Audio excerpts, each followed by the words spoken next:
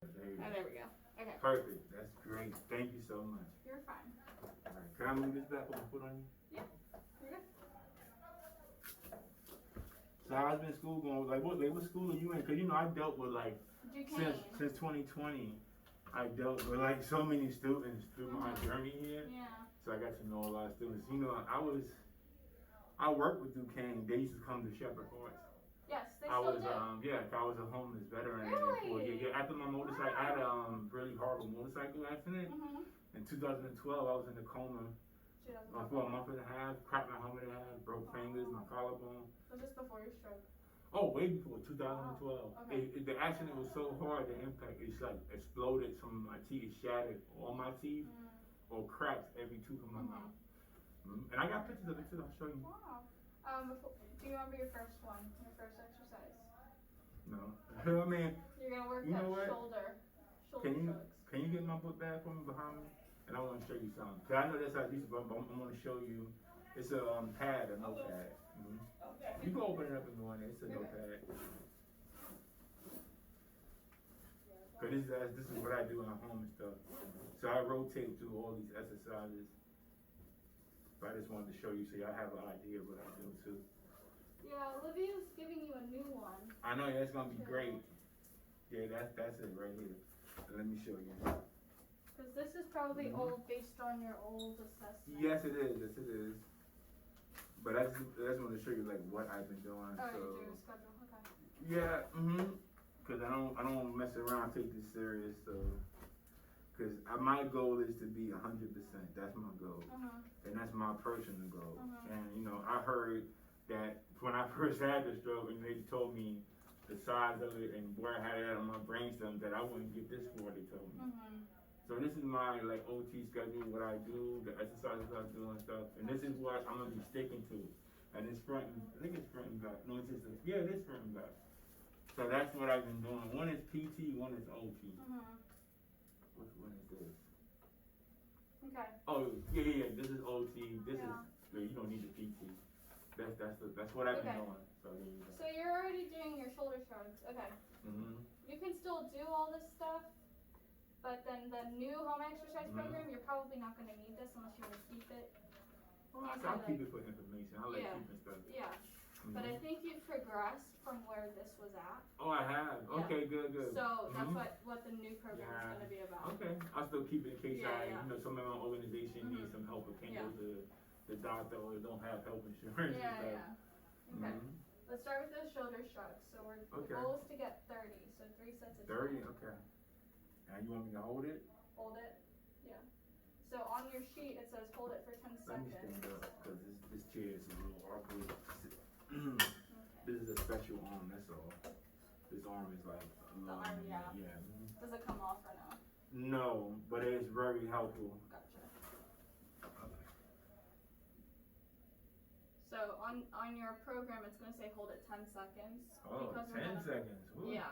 But because we're going to run out of time, just hold it for a couple, 3 seconds for now. All right. But at home, you'll do 10 seconds. Okay. To try to work on that strength in the shoulder. Try to keep my posture straight. That's good. I'm a little weak from everything else that happened, so I don't know if I could do 30. Yeah. But I'll do a couple. Do 10 first. Yep. And we'll see how you're feeling. Yeah. I mean, no, I'm tired already. You are? Yeah. Okay. Just overall, my body isn't as strong as before that dehydrates and debacle. I'm just fully coming back mentally from it. Like I was scheduling things the wrong day, didn't know what day of the week it was. So I feel good mentally now. Physically, I'm still a little weak. Well, not a little, but a lot. Listen to your body. If you need to stop. Yeah, that's cool. Yeah, I don't want to push it too much. I haven't done no PT since I came home from the hospital. That's fine. I was letting my body rest. Okay, well then do you think that while you're seated we could do more? Yeah. Okay. I mean, more shoulder shrugs? Nah, not really. No, not the shoulder shrugs. We'll move on. We can move through all the exercises. I just don't know how many I can do. I'll try it. Yeah, so we're going to do... Okay. And this is going to be assisted. You're going to help me with this, right? Right. But you're going to be doing most of it. Gotcha. As much as you can. And I'm raising the arm up, right? You're raising the arm up.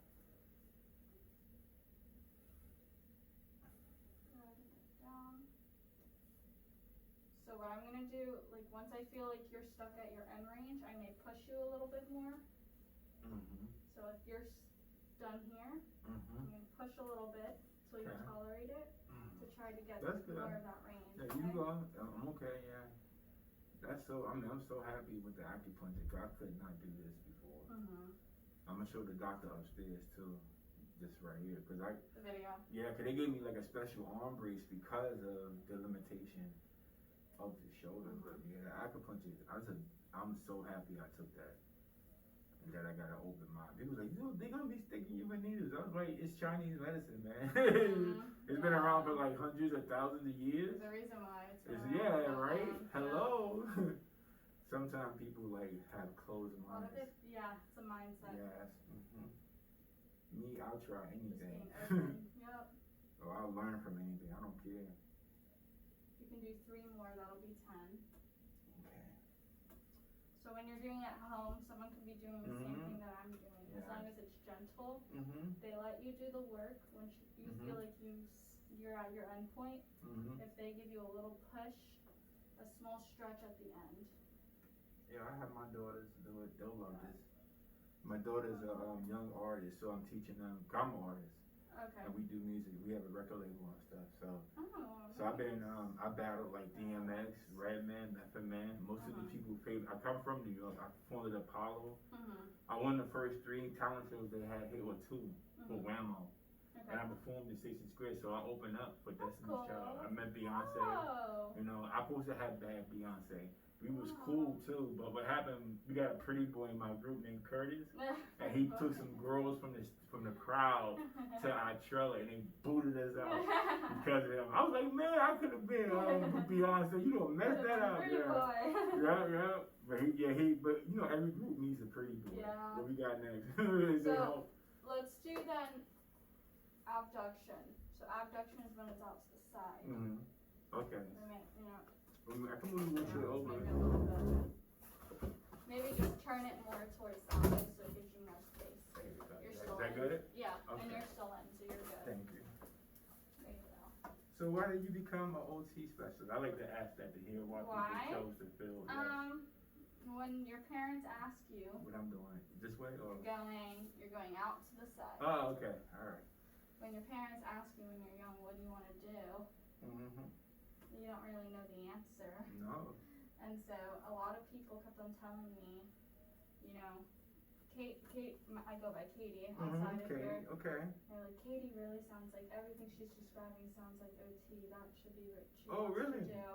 Yeah, I didn't know what it was at first. But you had people in your life that did. Yeah, there were a million. That's awesome. So that's what we're gonna do with kids. You know, because I'm an author, so I wrote a book about my experience in life called The Theory of Balance.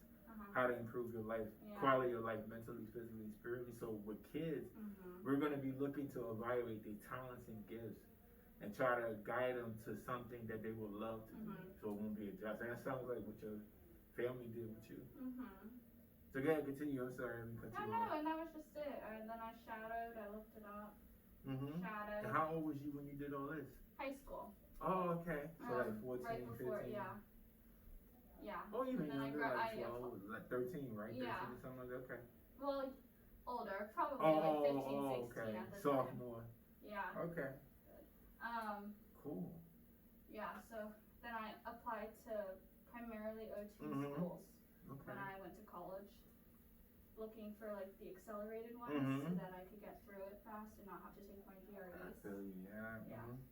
And so then my wife is trying to do that now with her chef stuff. Yeah.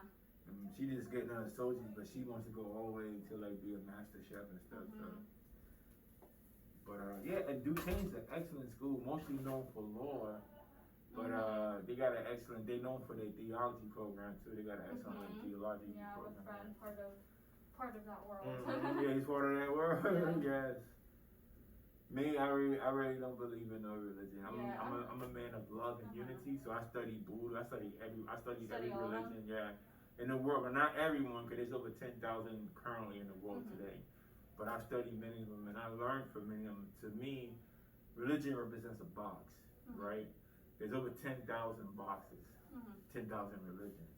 What I see is separation amongst humanity. where they should not be none. You know, who am I to tell somebody else their path to God? That's their birthright to find that. My beliefs require nobody else to believe them, but what I am required to do is love you, love you like I love myself, or try to live out that example. Yeah. So that's what my organization is all about. So we got people from all kind of religions and stuff like that on our page, and we let them do videos, everything. Yeah. So next we're gonna do, and we can continue talking, is going back. Sure. An extension, as much as you can. You're kind of limited because of it's being seated right now. I can stand up. You want me to stand up? Yeah, this is we'll do for now. So I'm gonna try to keep my body like stationary, right? Yes. So see how you're twisting a little bit right now? Yeah. I'll try to try to limit it. Good. So that looks good right there. The shoulder is like the strongest part of my arm, so I kind of like compensate, I think, with it a lot. Yeah.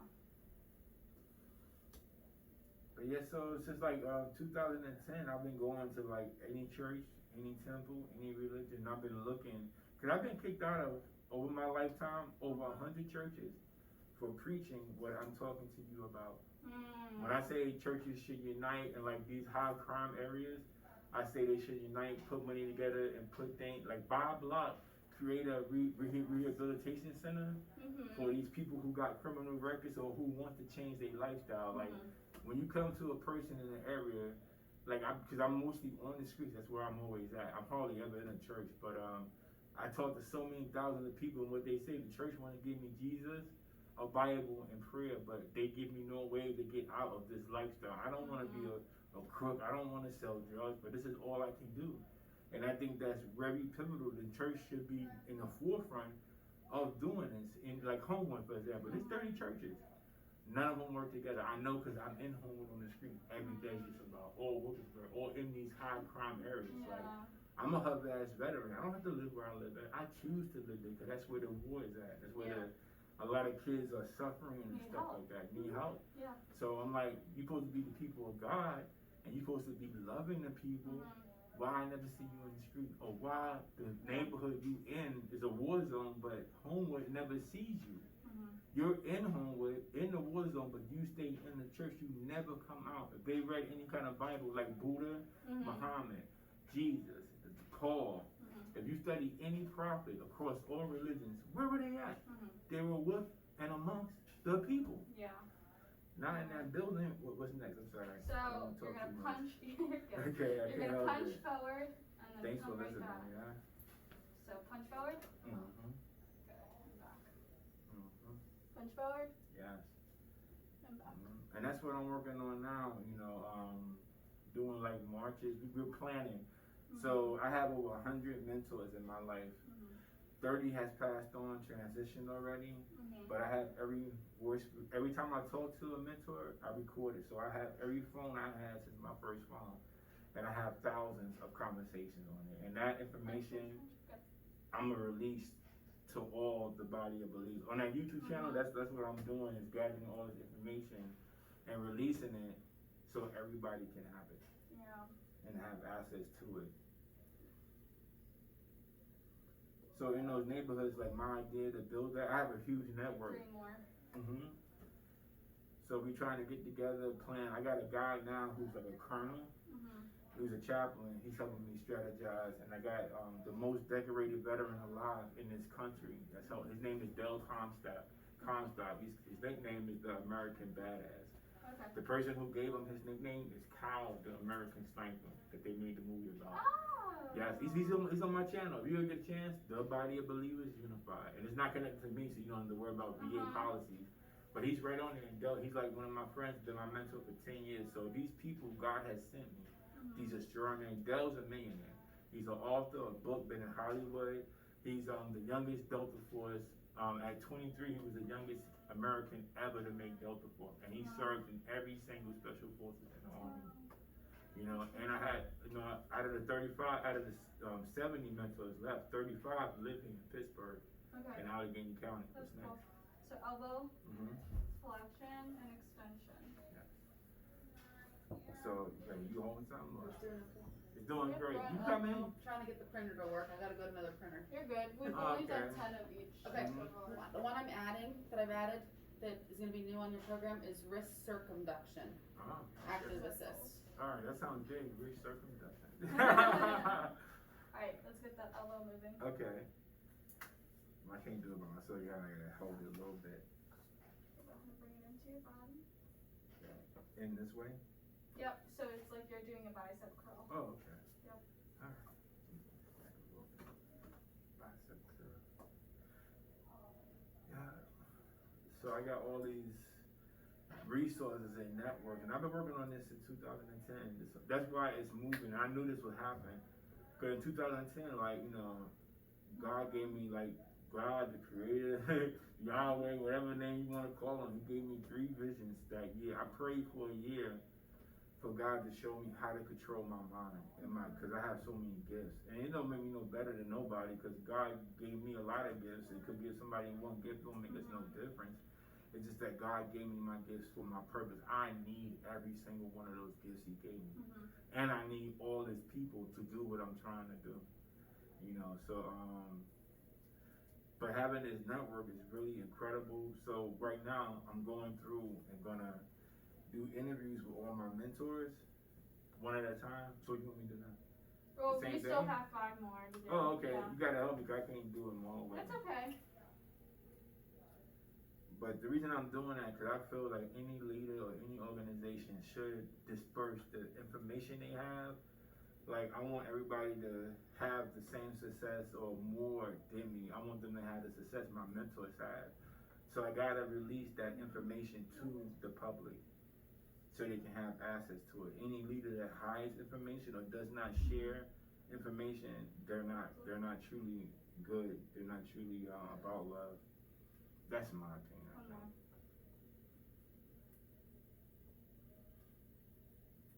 So back to you with your, right, I know where you got into it now. So how long will you got till you graduate and all this kind of stuff? About a year and a half more. Good. Right, now we're gonna work on palm up and palm down. Okay. You try to do it again. Yeah, I'm trying it now. Try to do as much as you can, Okay. and then I'll help. As needed. My experience here at the VA, you know, a lot of people got bad opinions about the VA, but my experience with this stroke and the OT, PT, or everybody, the doctors, was excellent. You know, I don't think I would have recovered like I did. Because when I had my stroke, I didn't come outside for like 3 days. Like, my spirit told me to peace, be still. And I told my wife that. She was like, let me call Emma. I was like, no. I was like, something's telling me like to go to the VA. And now I understand why they told me that, you know. Because I've been to PT before with my family in the different hospitals when I was in the Army. But I never been to a PT experience that was so great as this one, and that was so informational and helpful and stuff. I think part of that is because the VA rotates therapists all the time. Yeah. So I'm not with just one person for a whole 6 months. I'm with like 10, 15 different therapists in that time, OT and PT. There's pros and cons to both sides. I mean, if you get a rotation of therapists, then you kind of get a second opinion. You know, every time you have a new therapist come in. But in here, it wasn't a con because everybody like really cared. Really was like, you know, really you know, because some people do their job and some people really love their job. So I call that like a person is in their purpose. So a lot of the people that are here, not 100%, you know, everybody ain't that, but the majority of everybody here is that. I found out, you know. So I think that's why, you know, the Spirit spoke to me to come here. If you believe in that kind of thing. You know, this is just not telling you religion. We'll talk about religion in the VA, but this ain't telling you religion. So, release your fingers a little bit, relax them. That's that. Start stretching your wrist. That's that tone. Whenever I move, it curls up like that. So, what is your goal in occupational therapy? What's your like 5-year and 10-year from now? Where will you envision yourself in helping your own practice one day, maybe? Yeah, I don't know. I've thought about it. I kind of grew up in knowing a little bit about nonprofits in the nonprofit sector in terms of community organizations. as you know from Yes, Shepherd's yes. Heart, that, you know, OTs can be involved in there. Yes. I think, for me, Mm-hmm. relax your arm a little bit. Okay. I think for me, That's a good idea. Nonprofit OT. yeah. In like certain communities that wouldn't normally have it. You know, that's a great idea. Yeah. Yeah. So that would be like my long-term goal. Mm-hmm. But I think starting out to sustain my like, you know, financially Hey. stable and family. Or after this appointment, Yeah. hit me up on my channel. No, I know really we have think tanks. Yeah. Like people in the Bible believers, if somebody want to start a business, I get like some of my mentors and we target that person. We have a Zoom with that person and we all put our minds together to help that person. Oh, that's so nice. Yes, and because I have so many mentors, I got people in various occupations that had careers and are retired. Most of my mentors are in their 65 to 75 and 80 years old. So these are elders who they lived, they were finished already. So that's a powerful thing of advice, knowledge, and wisdom to give to people. Oh yeah, it'd be an honor. I don't charge for nothing on the Body of Believers. Every service we provide, and that's one of them, is free to the public. Well, I think I would have to start working out in a medical setting first. Yeah. Oh, later on, years later. Hit me up. Years later, we gonna be there, cause I'm setting it up now. For if anything ever happens to me, my wife, my daughters, and I got several people that is gonna be running this, cause I don't want it to stop. It's for everybody. It's for humanity. So that's the one thing. For it to be sustained. Yes. A lot of leaders and stuff, they don't really do that, and I learned that from reading all these books and stuff on leaders. My theory is to have like a higher system. So this is why I'm targeting kids too. I do nothing without, cause right now this is my year 12 of my 30-year plan, and I'm living everything I wrote down. 30 years. Yes, I wrote I write plans in like 10-year increments. So this is year 12 of the 30 years. Okay. Wow. All right, let's get started on you moving that right now. Okay. So we move it back. So let me ask you, this is my last appointment. Will y'all like be checking on me every 6 months or a year, something like that? So that's what I was gonna tell you. You have the number to the gym. Feel free to call with questions. Okay. Yeah. Right. Get it up. I remember when I first came to the hospital when I was admitted, and like as soon as they got me stable, like PT and OT came in, and they was like, move this, do this. I was like, what? These people are crazy, but I understand why they did it. But Get up, huh? Yeah, but it was like, and that really was important. That first 6 months is the most imperative. Yeah, it was crucial. They was right there, Lauren. I remember everybody who helped me. I remember. I'll never forget them. Yeah. Lauren, I forgot the Mallory. No, I mean Lauren was PT. Yeah.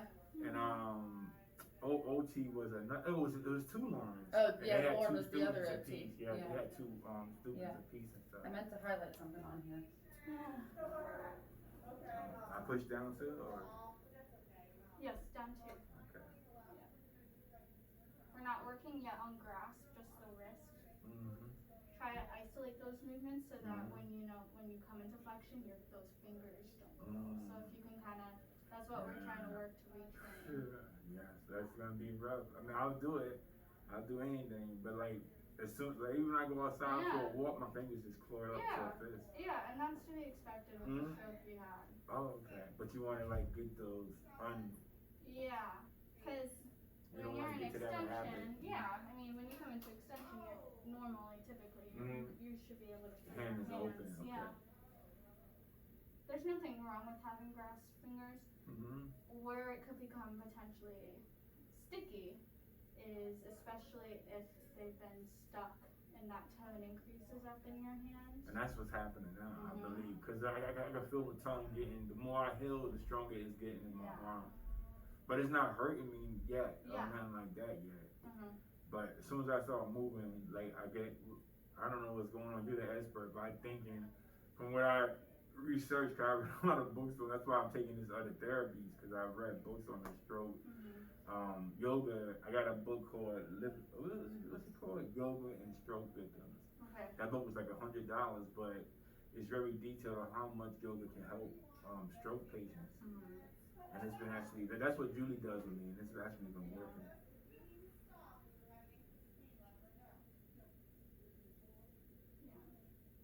issue is when you have too much increased tone, or it increases your joints. So did you feel that just then and there? Not really. Okay, so what happened was what we describe as like your arm caught, or it catched itself. Okay. So there was a little point where the tone, and it's because you have increased tone right now in your wrist, where, let me see if I can get it again. Your family maybe will do it at home. Okay.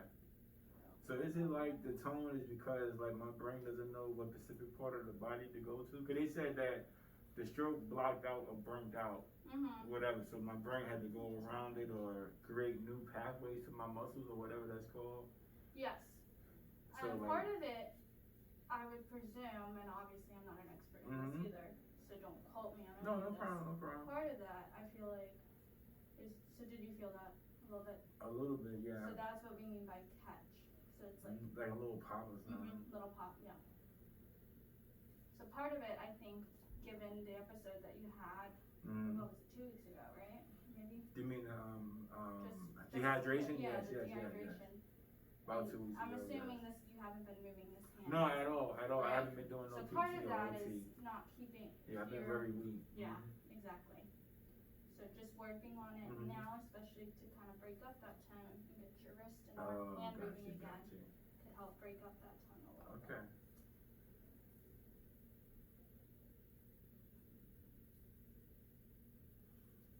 Yeah, my daughter's gonna be excited about this. How old is she? Oh, well, 15. She just had a birthday, August 13th. My youngest is 11. But they're both artists too. It's really incredible because my oldest has all my spiritual gifts and my empathy, my love and stuff. My youngest, but they both share my writing gift. Like since I was born, this runs in my family. Since I was born, like writing, rapping. I remember songs that I wrote like in 1997 like this. It's like breathing to me. It's so naturally to me. Let's work on your grasp Okay. and your release. So I started out with like poetry. I'm trying to open it, but And open that hand right now. I close it. I can't open it. You gotta help me with that. Okay, try. I am. That curl is serious. So, okay, relax. Okay. I mean, after you do that a couple times, like I'll be able to move it more. Right. But it has to like loosen up.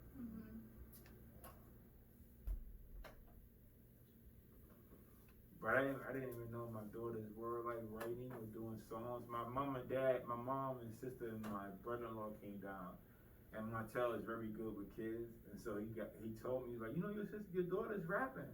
And she wanted to go to the studio. She's like, she don't know who her father is. I was like, you know, but you know how kids, like, they want to do it on their own. They don't really want to, like, sometimes ask their parents and stuff. They want to, like, do it on their own and stuff. But now, you know, they opened up and they showed me these skills. And my daughters are incredible writers. I couldn't believe it. I was like, oh my How old God. are they? 14 and 11. Wow. Both of them are incredible. They are way better than me at that age.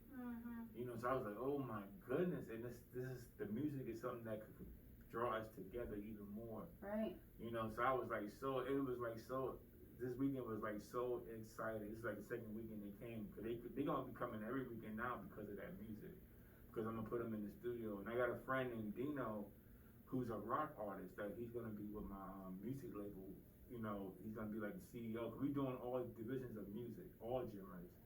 So Dino is gonna run it, and Dino does all the big concerts when they come to Pittsburgh. Country artist, he's a sound man, he's an engineer, he's an incredible guitar artist, and he has like 2 groups too. But he's gonna teach my one daughter, the oldest, Elisa. She plays the saxophone, and now he's gonna teach her the guitar. The youngest, Alexa, plays the trumpet. So I never seen a duo rap group of females. That's one, but I never seen one that actually played the instruments with their performance. So that's why I'm gonna teach them. So that's like they have the gifts. I just gotta give them my guidance and protect them and things like that. But in this day and age, you don't need a record deal to sell. I know artists right now who's Sharon Don from Pittsburgh is overseas in Cuba shooting a video right now, and he's not signed. He sells his own music on all these streaming services, and he makes over $100,000 a year with shows. That's him independently. So like, when I grew up, artists had to have record deals, but today, no more. Yeah. You know, so I told my girls, you could have other revenue streams. You do this artist, and we sell it on streaming, and I'll protect y'all. You know, y'all safeness. You know, they peace. But shoot, y'all could probably, as talented as y'all are, you could pay for your own college by the time you get 18 by just selling the music on streaming services. You know, I try to teach them about different revenue streams. Yeah.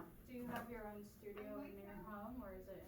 Oh, no, but we all gonna build one. So one thing at a time, like as far as like this month we're setting up Kathy Hester. She's like the modern day Harriet Tubman. This lady's incredible. She's on my YouTube channel. She's gonna be on there. I'm gonna interview her. But to give you a background, I met Kathy in Braddock. In Braddock, Kathy has a nonprofit that she's written millions of dollars worth of grants. So out of Braddock, North Braddock and Braddock, she has graduated and got over 1,500 people over the last 30 years their GEDs, computer training. She's an expert. She has like several degrees. She teaches at Robert Morrison, Bennett's professor. So not only did she get them the GED, she actually placed them in jobs. They were all working and got careers. So that was in Braddock. But the big thing she does, what I call her like a modern day Harriet Tubman. Kathy uses her own money, and she's 71 now. So she did this too for 30 years, but she was working. She goes overseas and rescues refugees in war-torn countries and that are being prosecuted because of their religion. She actually pays for it. She has risked her life, and she has moved 30 families out of those areas, and some all the way to the United States. If she was ever caught, one time they would have killed her instantly, beheaded her. So this is the kind of person that we're dealing with. You know, it's amazing. Yeah. And I'm so humbled and grateful that God has crossed our path, and she teaches me, helped me, and she's one of my mentors since I met her when I moved to Braddock. It's admirable. Yeah, it's amazing. I want to show you this real quick. Oh, sure. So this is the packet for your exercises. This is the Look at website that you go to if you have questions. And here's your access code. Oh, okay. Okay? That Can access I write a code. note? Have my daughter help me with that because she's an expert at computers. Yeah, I mean, this is for you to keep. Oh, okay, Yep. okay. Yep. I wrote a note here that you can use your electrical stimulation unit as you need to. You know how to use that. Yeah. And then this access code and URL will get you to all of these exercises Oh, this is so and cool. actually show you videos. What? Okay. That's So I awesome. started you with your pulleys, shoulder shrugs. I'm not going to go through all of them because it's everything we just did. Yes. But there's everything there. The only one that might look a little bit different, aside from the wrist circumduction, that's when I added. When you were doing the punches with Caitlin's assistance, I'm going to show you one that's going to be a little bit different in terms of so this is the protraction. Okay. I need to write a note that you can do this with a caregiver, so it's going to be easier for you. Okay. But the retraction, meaning bringing your scapula back, you can just do it right in the chair here. You don't need to hold your arm out. You can just retract your scapula back. Okay? And then this one, the shoulder extension, the one that you were doing in standing. Yeah. This one has you doing it with a dowel rod. What's that? Kind of like your cane. Yeah. Oh, okay. Like using something you can hold. Like a broomstick or something. Yeah. Okay. You can try that. That might be hard to hold on to. Yes. So you can do it with a caregiver. I wrote a note there too. Okay. Okay? And this is for you to keep. Awesome. Thank you so much. I really appreciate it. I'm going to miss you guys. But I'm moving forward. I'm really gonna incorporate this. Like I do all my mental health stuff. You know, it's gonna become part of my life. I wanted, because of this stroke. You know, I was out of shape for a long time, overweight. But when I came here, like it kind of like woke up something in me. I've been sick all my life since I was born. I used to have severe seizures. The doctor said I might not make it to 3 years old. My mom would tell anybody that. You know, I had really severe seizures from birth to 3, and each one they said it could have been my life. That's how bad they were. Wow. So all my life I've been hearing you're gonna die, you got this long to live, you can't walk, you can't do this. You did the opposite. Yeah, yes. And you know, so I was really fearful before I came here. I didn't even know that, but I had great doubt in my physical, because when I was in the Army, I was in high school, I was a excellent athlete. I had several scholarships when my cousin got killed my last year, so I dropped out of high school.